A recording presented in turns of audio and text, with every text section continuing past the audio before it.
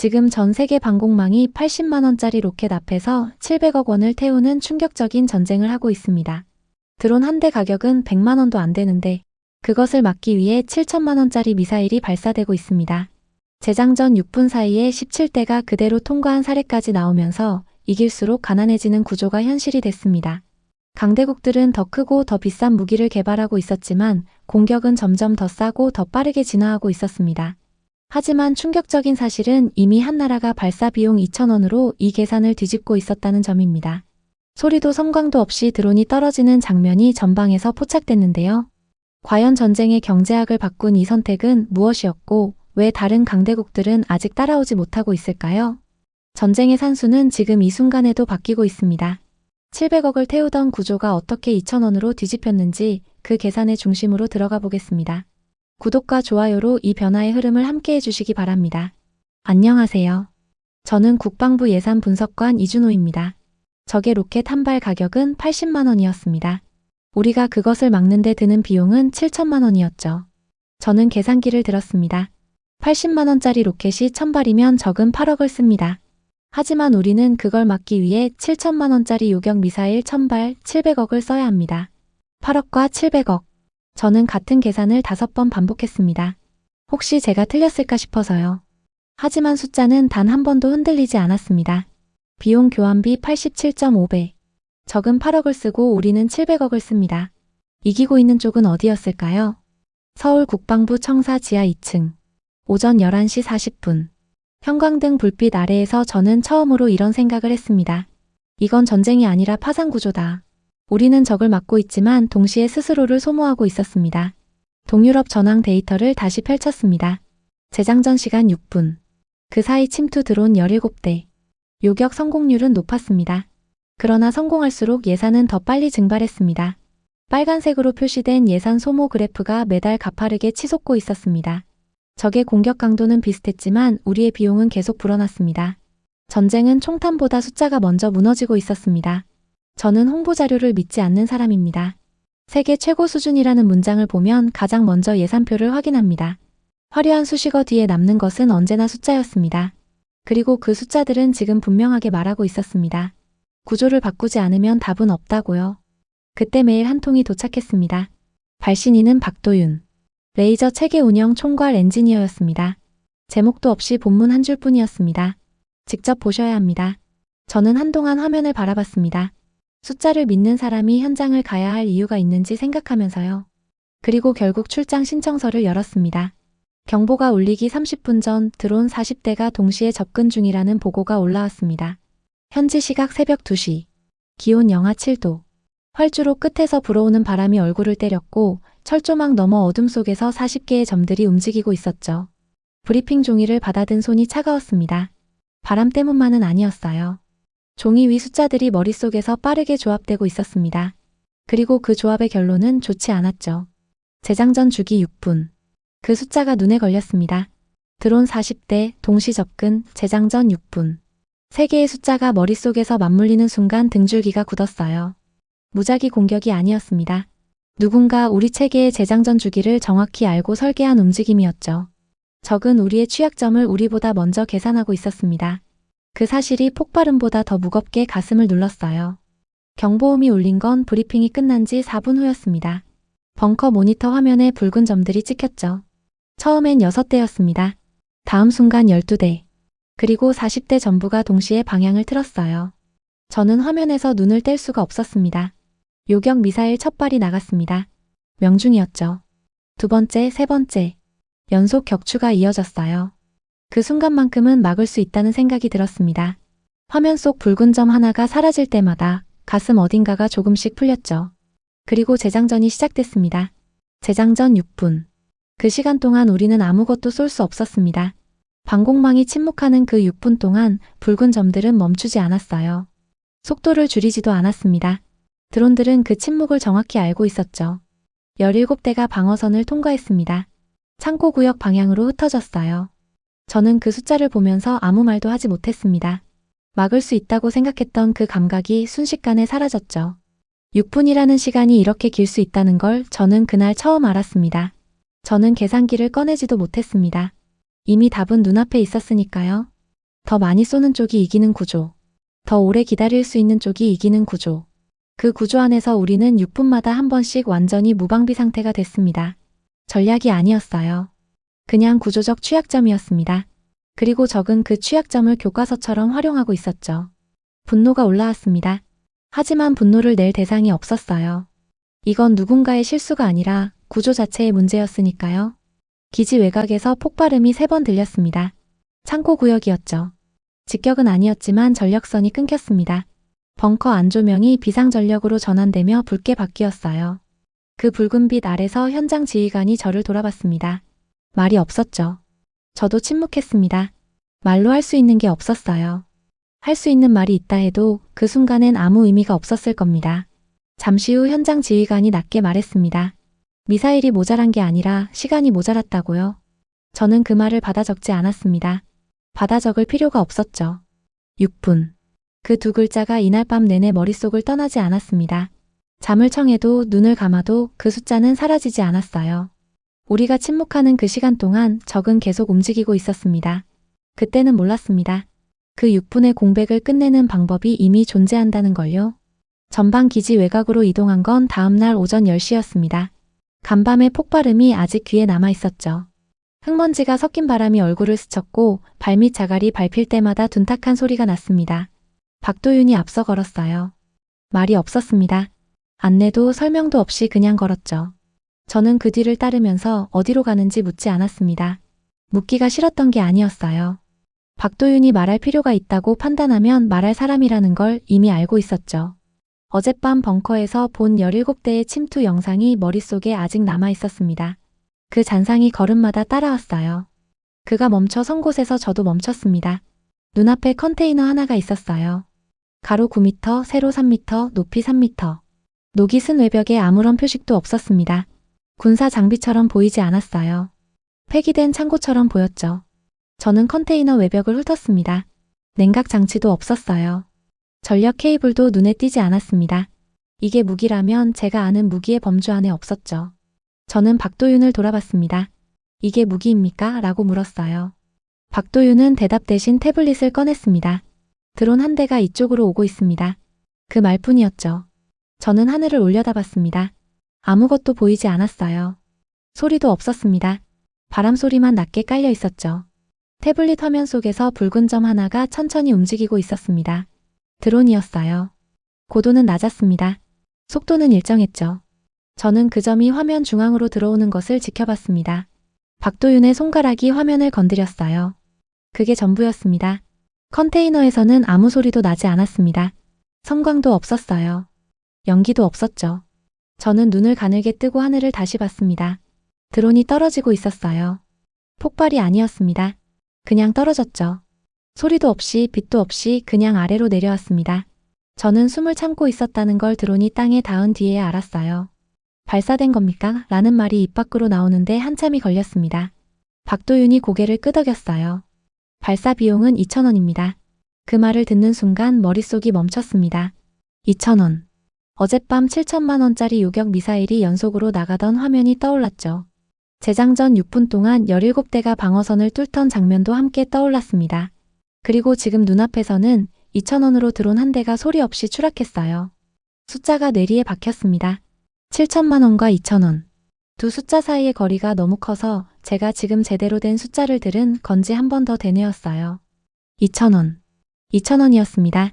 박도윤은 컨테이너를 바라보고 있었어요. 표정이 없었습니다.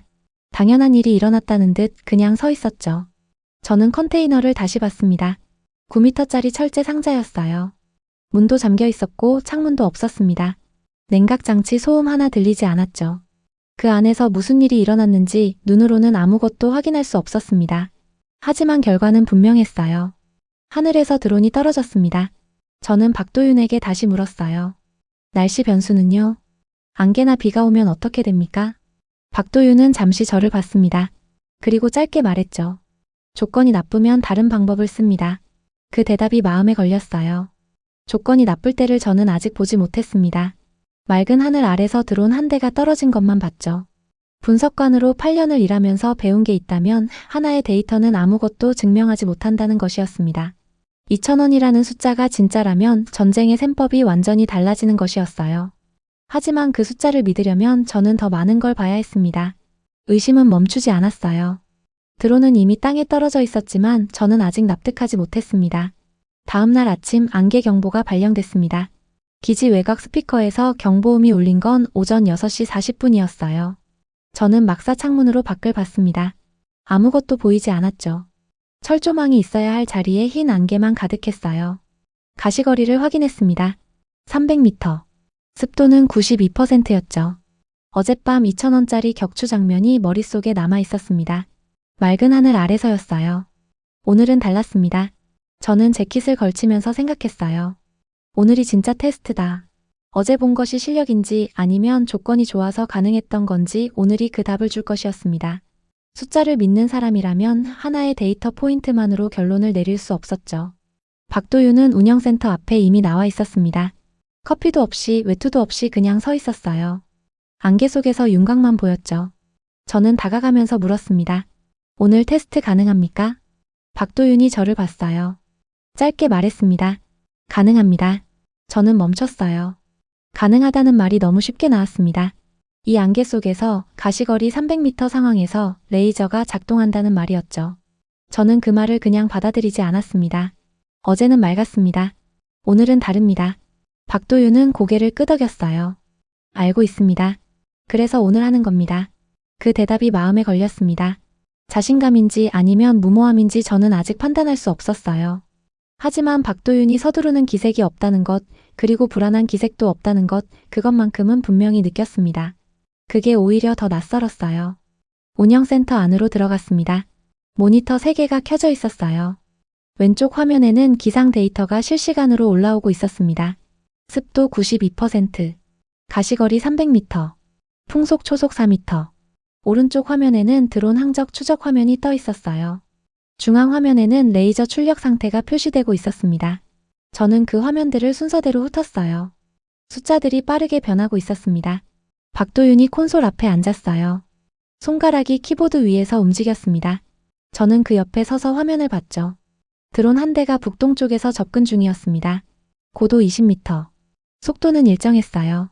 저는 그 숫자들을 노트에 받아 적었습니다. 습관이었어요. 분석관의 습관. 데이터는 항상 기록해야 했죠. 나중에 반박할 수도 있고 나중에 증명할 수도 있으니까요. 저는 박도윤에게 물었습니다.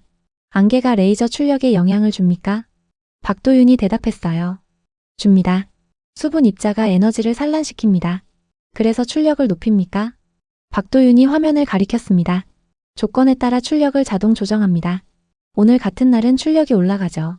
그 말을 듣는 순간 저는 다음 질문을 이미 머릿속에서 준비하고 있었습니다. 출력이 올라가면 전력 소모가 늘어납니다. 전력 소모가 늘어나면 운영 비용이 올라가죠. 그러면 2,000원이라는 숫자는 맑은 날에만 유효한 겁니까? 박도윤이 저를 봤어요. 잠시 침묵이 흘렀습니다. 그리고 말했죠. 오늘 결과를 보고 판단하십시오. 저는 입을 다물었습니다. 더 물어봤자 답은 데이터에서 나올 것이었으니까요. 박도윤도 그걸 알고 있었고 저도 알고 있었습니다. 드론이 500m 안으로 들어왔습니다. 모니터 화면에서 붉은 점이 천천히 중앙을 향해 움직이고 있었어요. 저는 창문 쪽으로 고개를 돌렸습니다. 안개 때문에 아무것도 보이지 않았죠. 소리도 없었습니다. 바람 소리만 낮게 깔려 있었어요. 박도윤의 손이 콘솔 위에서 멈췄습니다. 화면 속 출력 수치가 빠르게 올라갔어요. 그리고 정적이 흘렀죠. 저는 그 정적 속에서 시계를 보지 않았습니다. 초를 세고 싶지 않았어요. 결과가 나오면 알게 될 것이었으니까요. 센터 안 공기가 무거웠습니다. 아무도 말하지 않았어요. 모니터 팬 소리만 낮게 돌아가고 있었습니다. 저는 그 소리를 들으면서 화면에서 눈을 떼지 않았어요. 저는 숨을 참았습니다. 모니터를 봤어요. 붉은 점이 멈췄습니다. 그리고 사라졌어요. 박도윤이 화면을 확인했습니다. 낙하 확인. 짧게 말했죠. 저는 창문 밖을 봤습니다. 안개 속 어딘가에서 드론이 떨어졌을 것이었어요. 보이지 않았습니다. 소리도 들리지 않았죠. 하지만 화면에서 붉은 점은 사라졌습니다. 저는 박도윤을 돌아봤어요. 오늘 날씨 기준 발사 비용은 얼마입니까? 박도윤이 화면을 확인했습니다. 2,300원입니다. 맑은 날보다 300원 높습니다. 저는 그 숫자를 받아 적었어요. 2,300원. 출력을 높여도 안개 속에서도 비용은 2,000원대를 유지하고 있었습니다. 7천만 원짜리 미사일 앞에서 2,300원이라는 숫자는 여전히 비현실적으로 작았어요. 저는 두 숫자를 나란히 노트에 적었습니다. 그리고 그 사이에 선을 하나 그었죠. 저는 자리에 앉았습니다. 노트를 펼쳤어요. 맑은 날 2,000원. 습도 92% 안개 2,300원. 두 줄을 나란히 다시 봤습니다. 그리고 그 아래에 한 줄을 더 적었어요. 조건이 바뀌어도 구조는 유지된다. 그 문장을 쓰고 나서 저는 잠시 손을 멈췄습니다. 오늘 여기서 무너지면 이건 전부 쇼입니다. 제가 어젯밤 혼자 되뇌었던 말이었죠. 그런데 무너지지 않았습니다. 안개 속에서도 습도 92%에서도 드론은 떨어졌어요. 그리고 비용은 2,300원이었습니다. 저는 창문 밖 안개를 다시 봤습니다. 아직도 아무것도 보이지 않았죠. 하지만 저는 조금 전까지와는 다른 눈으로 그 안개를 보고 있었습니다. 의심이 완전히 사라진 건 아니었어요. 아직 비 오는 날은 보지 못했습니다. 미세먼지 농도가 극단적으로 높은 날도 보지 못했죠. 저는 박도윤에게 물었어요. 비가 오는 날은요?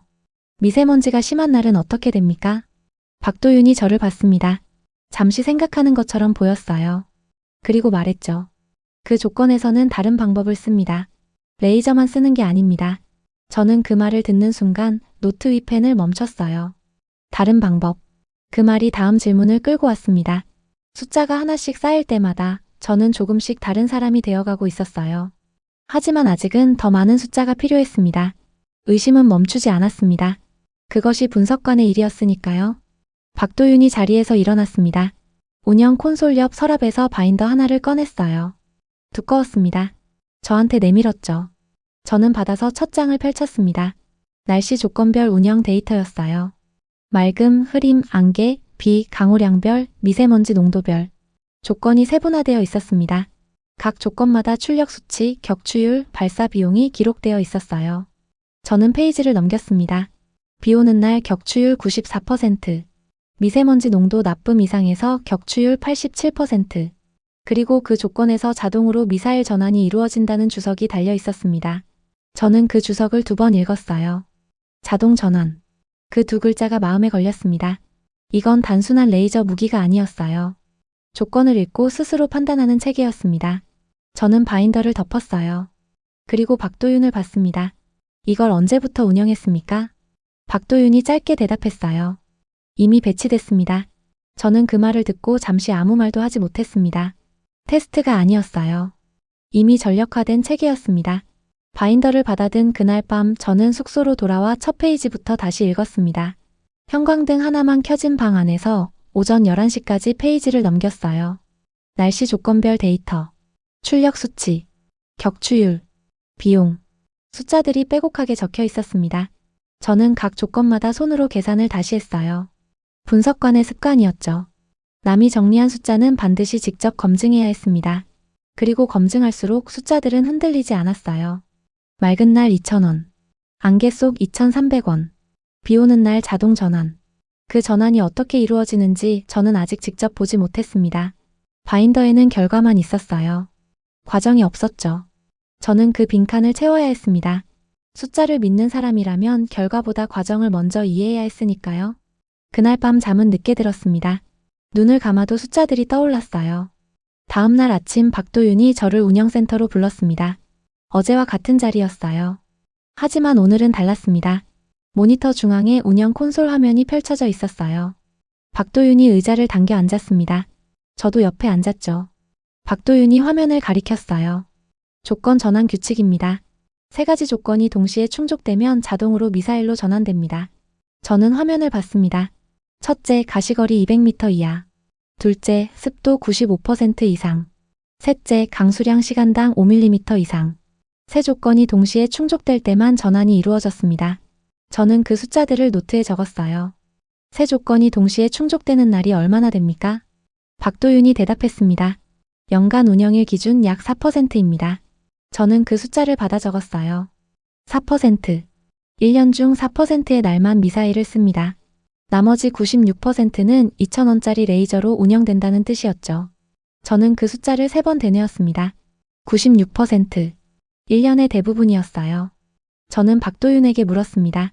전환이 이루어지는 속도는 얼마나 됩니까? 박도윤이 콘솔을 조작했어요. 화면에 숫자가 떴습니다. 1.8초. 저는 그 숫자를 보면서 잠시 말을 잃었어요. 1.8초 안에 레이저에서 미사일로 전환이 이루어진다는 뜻이었습니다. 사람이 판단하는 속도가 아니었어요. 시스템이 조건을 읽고 시스템이 판단하고 시스템이 전환하는 속도였죠. 저는 다시 물었습니다. 그 판단을 사람이 개입해서 바꿀 수 있습니까? 박도윤이 저를 봤어요. 바꿀 수 있습니다.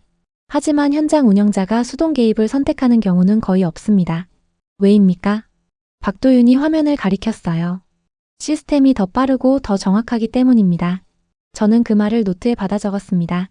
빠름과 정확함. 그 두 가지가 이 체계가 사람의 판단을 대체하는 이유였어요. 그리고 그게 불편하지 않았습니다. 오히려 안도감이 들었죠. 저는 의자에 등을 기댔습니다. 머릿속에서 무언가가 재배열되고 있었어요. 저는 이 체계가 레이저 무기라고 생각했습니다. 하지만 그게 아니었죠. 레이저는 이 체계의 일부였어요. 조건을 읽고 최적의 방법을 선택하고 1.8초 안에 전환하는 운영 구조 자체가 이 체계의 본질이었습니다. 박도윤이 말했어요. 무기는 장비가 아닙니다. 규칙입니다. 저는 그 말을 노트에 받아 적었습니다. 무기는 장비가 아닙니다. 규칙입니다. 짧은 문장이었어요. 하지만 그 문장이 제가 사흘 동안 가져온 질문들을 한꺼번에 정리해줬습니다. 저는 지금까지 장비를 보고 있었어요. 박도윤은 처음부터 규칙을 보여주고 있었습니다. 그 차이가 이제야 보였죠. 저는 박도윤에게 물었어요. 이 규칙은 누가 설계했습니까? 박도윤이 잠시 생각했습니다. 그리고 말했죠. 전장 데이터에서 나왔습니다. 어떤 조건에서 레이저가 효과적이고 어떤 조건에서 미사일이 필요한지 실제 운영 데이터를 분석해서 기준을 만들었어요. 이론이 먼저가 아니었습니다. 데이터가 먼저였어요. 저는 그 말을 듣는 순간 등줄기가 펴지는 느낌이 들었습니다. 이건 실험실에서 나온 체계가 아니었어요. 전장에서 나온 체계였습니다. 실패와 수정이 반복된 결과였죠. 그게 이 숫자들이 흔들리지 않는 이유였어요.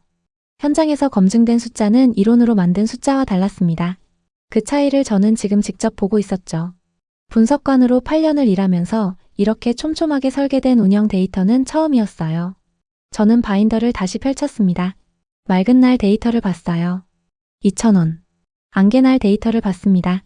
2,300원. 그리고 미사일 전환이 이루어진 날의 데이터를 봤어요.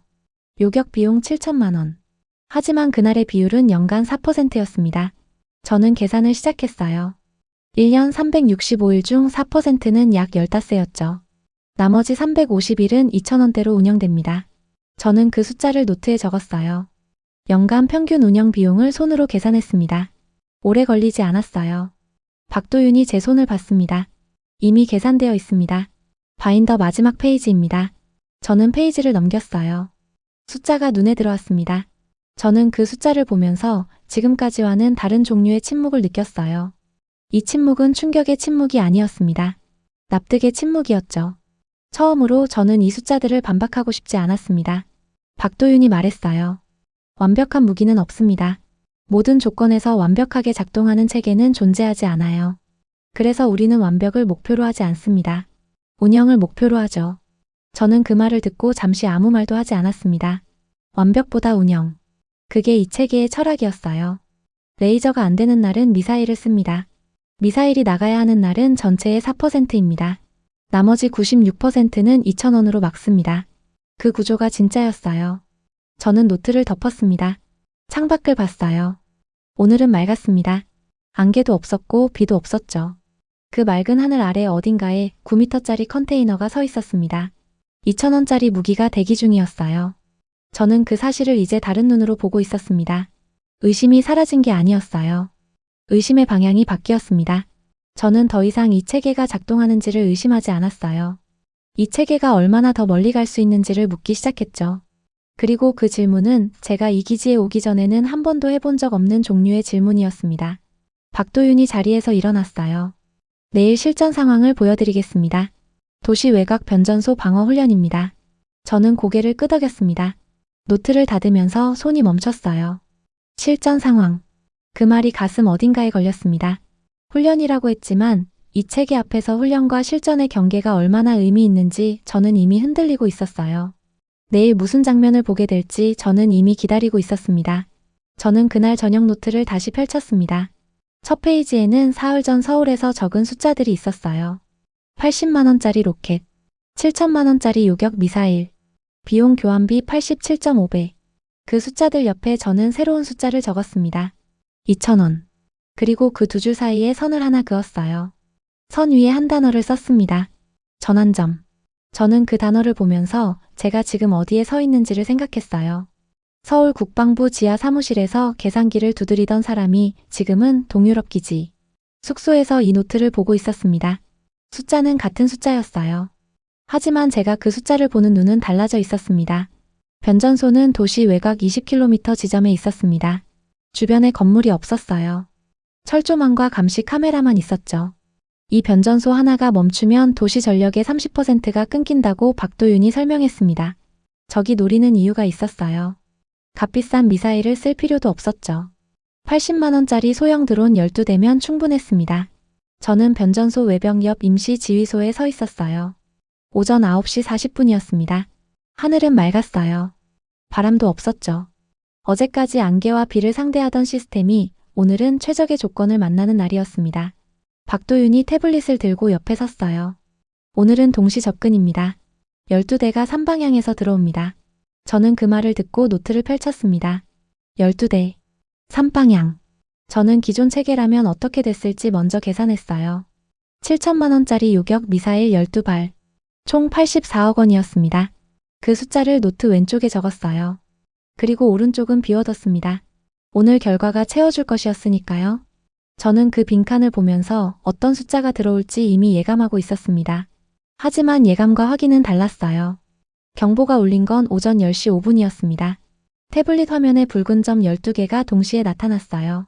3방향이었습니다. 북쪽에서 5대, 동쪽에서 4대, 남서쪽에서 3대. 저는 숫자를 확인했어요. 정확히 12대였습니다. 드론들은 일정한 간격을 유지하며 접근하고 있었어요. 무작위가 아니었습니다. 간격이 계산된 움직임이었죠. 방어망을 분산시키려는 전술이었어요. 한 방향을 막는 동안 다른 방향이 뚫리기를 기다리는 구조였습니다. 저는 그 패턴을 보면서 동유럽 기지에서 봤던 40대의 동시 접근이 떠올랐어요. 그때는 재장전 6분이 치명적이었죠. 오늘은 달랐습니다. 재장전이 필요 없는 체계가 여기 있었으니까요. 저는 그 차이를 생각하면서 손에 땀이 나는 걸 느꼈어요. 결과를 알면서도 긴장이 됐습니다. 시스템이 먼저 반응했습니다. 저는 그 순간을 놓치지 않으려고 화면에서 눈을 떼지 않았어요. 북쪽 드론 5대가 먼저 사정거리 안으로 들어왔습니다. 레이저 우선 모드였어요. 첫 번째 드론이 진입하는 순간 시스템이 반응했습니다. 소리가 없었어요. 빛도 없었습니다. 태블릿 화면에서 붉은 점 하나가 사라졌죠. 이어서 두 번째, 세 번째, 네 번째, 다섯 번째. 간격이 짧았어요. 북쪽 5대가 전부 사라지는데 걸린 시간은 제가 숨을 한 번 내쉬는 시간보다 짧았습니다. 저는 그 속도를 보면서 손에 쥔 노트가 땀으로 젖는 걸 느꼈어요. 재장전이 없었습니다. 대기가 없었어요. 그냥 연속이었죠. 이 연속이 가능한 이유가 재장전이 필요 없는 레이저라는 것이 새삼 실감됐어요. 동쪽 4대가 다음이었습니다. 같은 방식이었어요. 소리도 없었고 빛도 없었죠. 붉은 점들이 하나씩 사라졌습니다. 동쪽 4대가 전부 사라지는 동안 저는 박도윤을 한번 봤어요. 박도윤은 화면을 보고 있었습니다. 표정이 없었어요. 당연한 일이 일어나고 있다는 얼굴이었죠. 저는 다시 화면으로 시선을 돌렸습니다. 남서쪽 3대가 마지막이었어요. 3대 중 2대는 레이저가 잡았습니다. 마지막 1대가 각도를 틀었어요. 변전소 외벽 쪽으로 방향이 바뀌었습니다. 저는 그 순간 가슴이 조여드는 걸 느꼈어요. 각도를 바꿔도 소용없었습니다. 시스템이 각도 변화를 읽었어요. 추적이 이루어졌습니다. 마지막 붉은 점이 사라졌어요. 12대. 전부였습니다. 저는 그 마지막 점이 사라지는 순간 숨을 내쉬었어요. 언제부터 숨을 참고 있었는지 몰랐습니다. 저는 화면을 봤습니다. 붉은 점이 하나도 없었어요. 변전소는 그대로였습니다. 전력선도 끊기지 않았죠. 저는 박도윤을 봤어요. 총 발사 비용이 얼마입니까? 박도윤이 화면을 확인했습니다. 2,000원 곱하기 12대. 24,000원입니다. 저는 그 숫자를 노트 오른쪽에 적었어요. 24,000원. 그리고 왼쪽 숫자를 다시 봤습니다. 84억 원. 두 숫자가 나란히 있었어요. 저는 그 두 줄을 한동안 바라봤습니다. 아무 말도 나오지 않았어요. 84억과 24,000. 이 두 숫자 사이의 거리가 너무 커서 저는 한동안 노트를 덮지 못했습니다. 84억 원이 나가야 했던 자리에 24,000원이 들어왔어요. 그 차이를 어떤 말로 표현해야 할지 저는 알지 못했습니다. 분석관으로 8년을 일하면서 이런 숫자는 처음이었어요. 박도윤이 말했습니다. 이건 요격이 아닙니다. 저는 고개를 들었어요. 박도윤이 화면을 보면서 말을 이었죠. 요격은 막는 겁니다. 오늘 일어난 건 계산의 역전입니다. 저는 그 말을 받아 적었어요. 계산의 역전.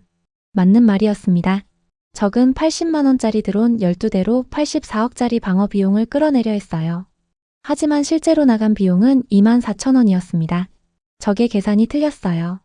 그것도 35만 배 이상 틀렸습니다. 저는 그 숫자를 노트에 적었어요. 35만 배. 써놓고 나서도 믿기지 않았습니다. 하지만 계산은 정확했어요. 계산은 언제나 정확했습니다. 저는 변전소 외벽을 봤습니다. 아무 흔적도 없었어요. 긁힌 자국도 그을린 자국도 없었습니다. 12대의 드론이 접근했지만 변전소는 아무것도 모른 것처럼 서 있었어요. 저는 그 장면을 보면서 사흘 전 동유럽 기지 벙커에서 봤던 장면을 떠올렸습니다. 재장전 6분 동안 17대가 뚫고 들어오던 그 장면이었어요. 같은 드론이었습니다. 같은 숫자의 위협이었죠. 하지만 결과는 완전히 달랐어요. 그 차이가 이 체계가 만든 규칙이었습니다.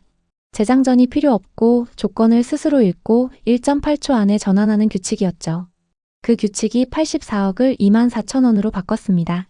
저는 노트를 덮었습니다. 손이 떨리지 않았어요. 대신 손이 단단해진 느낌이 들었습니다. 무언가가 확정된 느낌이었죠. 저는 이 체계를 더 이상 의심하지 않았어요. 이제 저는 다른 질문을 하고 있었습니다. 이 체계가 여기서 멈추는 이유가 있습니까? 박도윤을 돌아봤어요. 박도윤이 태블릿을 내려놓으면서 말했습니다. 멈추지 않습니다. 저는 그 말을 듣고 잠시 아무 말도 하지 못했어요. 이 체계는 이미 여기 있었습니다. 그리고 세계는 아직 모르고 있었죠. 하지만 오래 모를 수는 없었습니다. 24,000원이라는 숫자는 언젠가는 반드시 세상 밖으로 나올 것이었으니까요. 그리고 그 순간 전쟁의 셈법이 바뀌는 것이었습니다. 저는 지휘소를 나왔습니다. 변전소 외벽 앞에 잠시 서 있었어요. 바람이 없었습니다. 햇빛만 조용히 내리쬐고 있었죠. 12대의 드론이 접근했고 24,000원이 나갔고 아무것도 남지 않았습니다. 변전소는 그대로였어요. 저는 그 고요함 속에서 처음으로 이 기지에 오기를 잘했다는 생각을 했습니다. 서울 사무실에서 계산기를 두드리던 제가 지금 이 자리에서 24,000원짜리 방어를 직접 봤어요. 숫자가 현장이 되는 순간이었습니다. 저는 노트를 다시 펼쳤어요. 오른쪽 빈칸에 적힌 24,000원 아래에 한 줄을 더 썼습니다. 계산의 역전. 그 네 글자가 제가 이번 출장에서 가져갈 가장 중요한 숫자였습니다. 서울로 돌아온 건 출장 열이틀째 되는 날이었습니다. 국방부 청사 지하 2층 사무실. 형광등 불빛 아래 제 자리가 그대로 있었어요. 출장 전과 똑같은 자리였습니다. 하지만 저는 출장 전과 같은 사람이 아니었죠.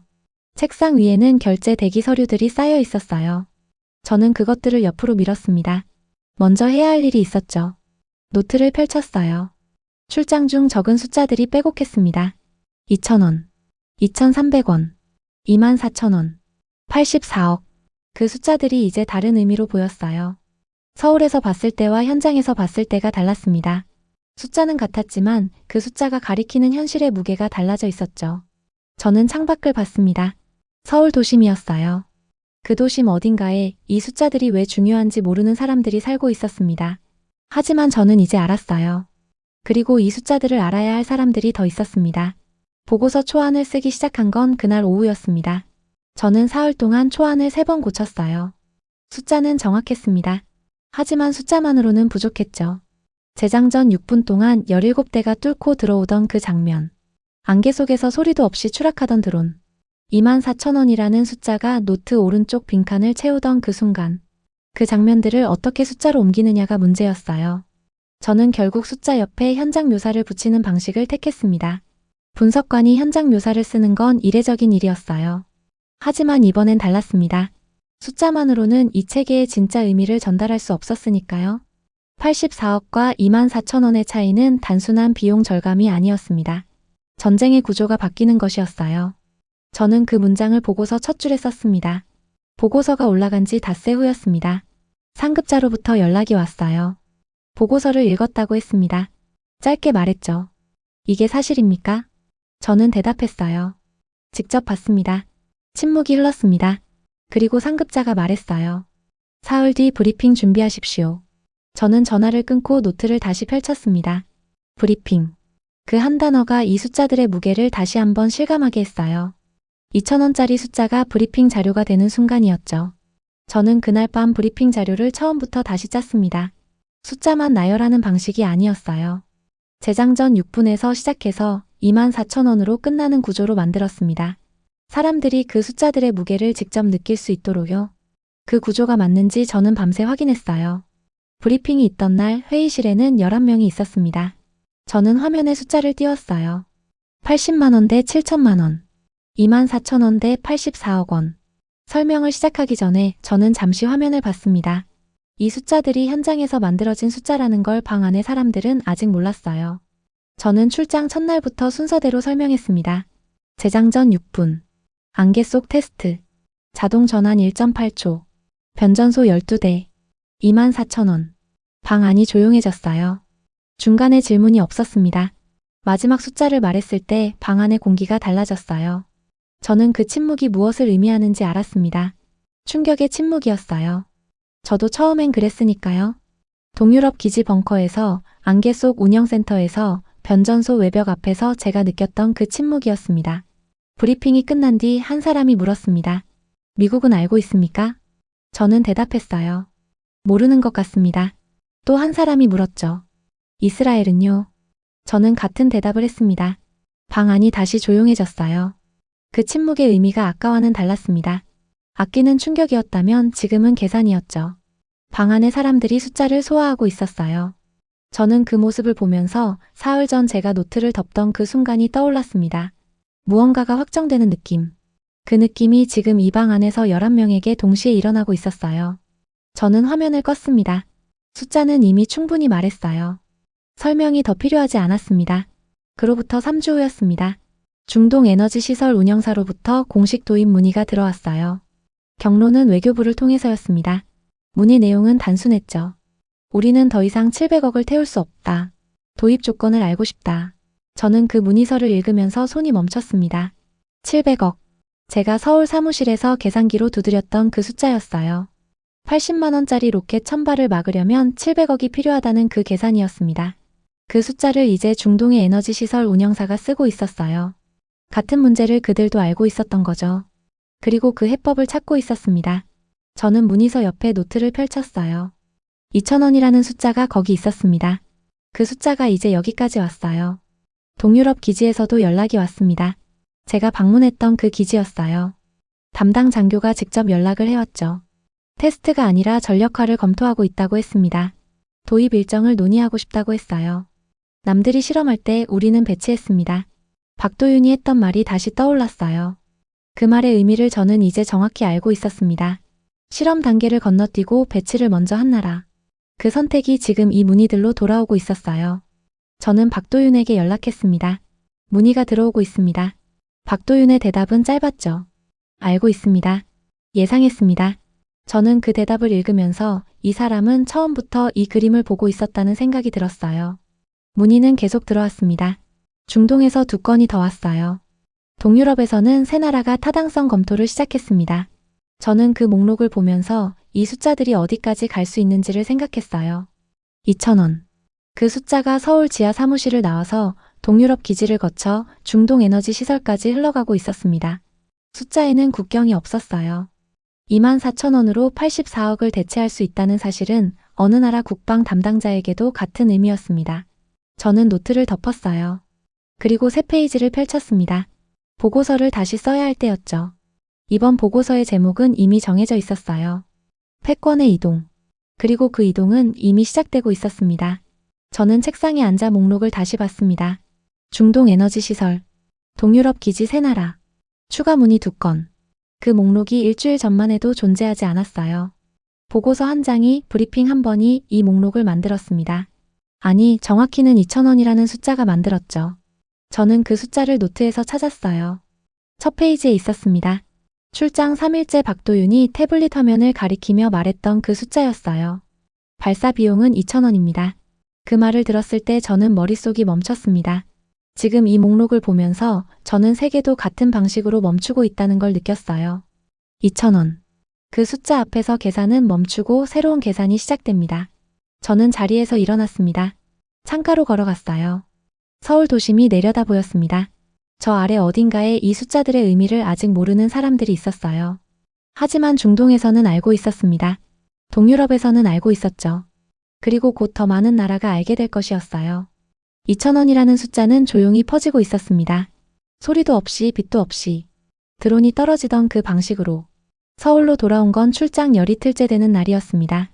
국방부 청사 지하 2층 사무실. 형광등 불빛 아래 제자리가 그대로 있었어요. 출장 전과 똑같은 자리였습니다. 하지만 저는 출장 전과 같은 사람이 아니었죠.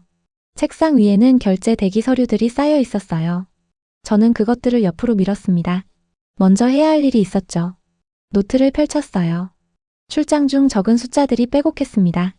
2,000원, 2,300원, 24,000원, 84억. 그 숫자들이 이제 다른 의미로 보였어요. 서울에서 봤을 때와 현장에서 봤을 때가 달랐습니다. 숫자는 같았지만 그 숫자가 가리키는 현실의 무게가 달라져 있었죠. 저는 창밖을 봤습니다. 서울 도심이었어요. 그 도심 어딘가에 이 숫자들이 왜 중요한지 모르는 사람들이 살고 있었습니다. 하지만 저는 이제 알았어요. 그리고 이 숫자들을 알아야 할 사람들이 더 있었습니다. 보고서 초안을 쓰기 시작한 건 그날 오후였습니다. 저는 사흘 동안 초안을 3번 고쳤어요. 숫자는 정확했습니다. 하지만 숫자만으로는 부족했죠. 재장전 6분 동안 17대가 뚫고 들어오던 그 장면. 안개 속에서 소리도 없이 추락하던 드론. 24,000원이라는 숫자가 노트 오른쪽 빈칸을 채우던 그 순간. 그 장면들을 어떻게 숫자로 옮기느냐가 문제였어요. 저는 결국 숫자 옆에 현장 묘사를 붙이는 방식을 택했습니다. 분석관이 현장 묘사를 쓰는 건 이례적인 일이었어요. 하지만 이번엔 달랐습니다. 숫자만으로는 이 체계의 진짜 의미를 전달할 수 없었으니까요. 84억과 24,000원의 차이는 단순한 비용 절감이 아니었습니다. 전쟁의 구조가 바뀌는 것이었어요. 저는 그 문장을 보고서 첫 줄에 썼습니다. 보고서가 올라간 지 닷새 후였습니다. 상급자로부터 연락이 왔어요. 보고서를 읽었다고 했습니다. 짧게 말했죠. 이게 사실입니까? 저는 대답했어요. 직접 봤습니다. 침묵이 흘렀습니다. 그리고 상급자가 말했어요. 사흘 뒤 브리핑 준비하십시오. 저는 전화를 끊고 노트를 다시 펼쳤습니다. 브리핑. 그 한 단어가 이 숫자들의 무게를 다시 한번 실감하게 했어요. 2,000원짜리 숫자가 브리핑 자료가 되는 순간이었죠. 저는 그날 밤 브리핑 자료를 처음부터 다시 짰습니다. 숫자만 나열하는 방식이 아니었어요. 재장전 6분에서 시작해서 24,000원으로 끝나는 구조로 만들었습니다. 사람들이 그 숫자들의 무게를 직접 느낄 수 있도록요. 그 구조가 맞는지 저는 밤새 확인했어요. 브리핑이 있던 날 회의실에는 11명이 있었습니다. 저는 화면에 숫자를 띄웠어요. 80만 원 대 7천만 원. 24,000원 대 84억 원. 설명을 시작하기 전에 저는 잠시 화면을 봤습니다. 이 숫자들이 현장에서 만들어진 숫자라는 걸 방 안의 사람들은 아직 몰랐어요. 저는 출장 첫날부터 순서대로 설명했습니다. 재장전 6분. 안개 속 테스트. 자동 전환 1.8초. 변전소 12대. 24,000원. 방 안이 조용해졌어요. 중간에 질문이 없었습니다. 마지막 숫자를 말했을 때 방 안의 공기가 달라졌어요. 저는 그 침묵이 무엇을 의미하는지 알았습니다. 충격의 침묵이었어요. 저도 처음엔 그랬으니까요. 동유럽 기지 벙커에서, 안개 속 운영센터에서, 변전소 외벽 앞에서 제가 느꼈던 그 침묵이었습니다. 브리핑이 끝난 뒤 한 사람이 물었습니다. 미국은 알고 있습니까? 저는 대답했어요. 모르는 것 같습니다. 또 한 사람이 물었죠. 이스라엘은요? 저는 같은 대답을 했습니다. 방 안이 다시 조용해졌어요. 그 침묵의 의미가 아까와는 달랐습니다. 아끼는 충격이었다면 지금은 계산이었죠. 방 안의 사람들이 숫자를 소화하고 있었어요. 저는 그 모습을 보면서 사흘 전 제가 노트를 덮던 그 순간이 떠올랐습니다. 무언가가 확정되는 느낌. 그 느낌이 지금 이 방 안에서 11명에게 동시에 일어나고 있었어요. 저는 화면을 껐습니다. 숫자는 이미 충분히 말했어요. 설명이 더 필요하지 않았습니다. 그로부터 3주 후였습니다. 중동 에너지 시설 운영사로부터 공식 도입 문의가 들어왔어요. 경로는 외교부를 통해서였습니다. 문의 내용은 단순했죠. 우리는 더 이상 700억을 태울 수 없다. 도입 조건을 알고 싶다. 저는 그 문의서를 읽으면서 손이 멈췄습니다. 700억. 제가 서울 사무실에서 계산기로 두드렸던 그 숫자였어요. 80만 원짜리 로켓 1000발을 막으려면 700억이 필요하다는 그 계산이었습니다. 그 숫자를 이제 중동의 에너지 시설 운영사가 쓰고 있었어요. 같은 문제를 그들도 알고 있었던 거죠. 그리고 그 해법을 찾고 있었습니다. 저는 문의서 옆에 노트를 펼쳤어요. 2,000원이라는 숫자가 거기 있었습니다.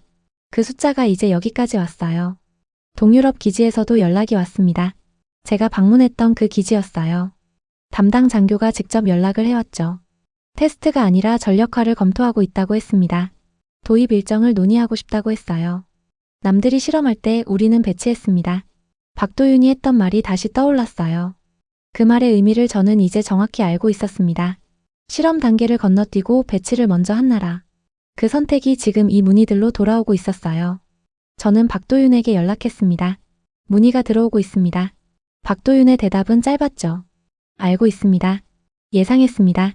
저는 그 대답을 읽으면서 이 사람은 처음부터 이 그림을 보고 있었다는 생각이 들었어요. 문의는 계속 들어왔습니다. 중동에서 2건이 더 왔어요. 동유럽에서는 세 나라가 타당성 검토를 시작했습니다. 저는 그 목록을 보면서 이 숫자들이 어디까지 갈 수 있는지를 생각했어요. 2,000원. 그 숫자가 서울 지하 사무실을 나와서 동유럽 기지를 거쳐 중동 에너지 시설까지 흘러가고 있었습니다. 숫자에는 국경이 없었어요. 24,000원으로 84억을 대체할 수 있다는 사실은 어느 나라 국방 담당자에게도 같은 의미였습니다. 저는 노트를 덮었어요. 그리고 새 페이지를 펼쳤습니다. 보고서를 다시 써야 할 때였죠. 이번 보고서의 제목은 이미 정해져 있었어요. 패권의 이동. 그리고 그 이동은 이미 시작되고 있었습니다. 저는 책상에 앉아 목록을 다시 봤습니다.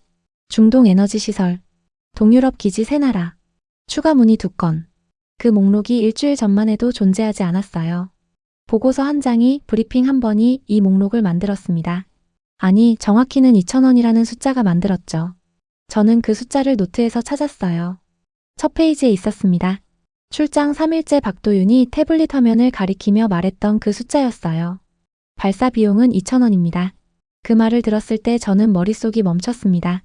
지금 이 목록을 보면서 저는 세계도 같은 방식으로 멈추고 있다는 걸 느꼈어요. 2,000원. 그 숫자 앞에서 계산은 멈추고 새로운 계산이 시작됩니다. 저는 자리에서 일어났습니다. 창가로 걸어갔어요. 서울 도심이 내려다 보였습니다. 저 아래 어딘가에 이 숫자들의 의미를 아직 모르는 사람들이 있었어요. 하지만 중동에서는 알고 있었습니다. 동유럽에서는 알고 있었죠. 그리고 곧 더 많은 나라가 알게 될 것이었어요. 2,000원이라는 숫자는 조용히 퍼지고 있었습니다. 소리도 없이 빛도 없이. 드론이 떨어지던 그 방식으로.